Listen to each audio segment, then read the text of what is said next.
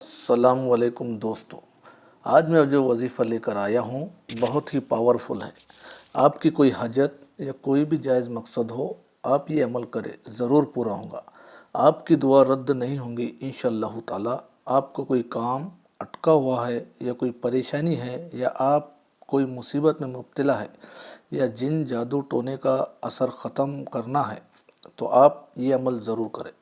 دوستو، قرآن کریم کی اس آیت مبارکہ میں اسم اعظم ہے۔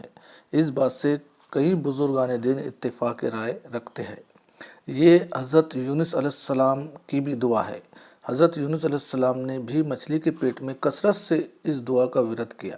تو دوستو، آپ سمجھ ہی گئے ہوں گے کہ یہ وظیفہ آیت کریمہ کا ہے۔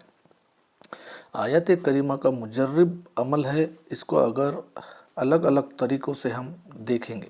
پہلا عمل دیکھیے، بڑے دھیان سے سنیے۔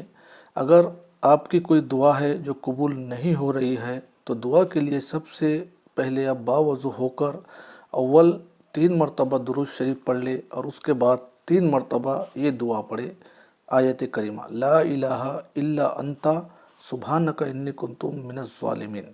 یہ پڑھ کر پھر آخر میں 3 مرتبہ وہی درود شریف پڑھ لے جو پہلے پڑھا تھا۔ اس کے بعد دعا کیجئے، آپ کی دعا ضرور قبول ہوں گی اور آپ کا جو بھی حاجت ہے، جو بھی پریشانی ہے، مصیبت ہے، انشاءاللہ تعالی دور ہوں گی۔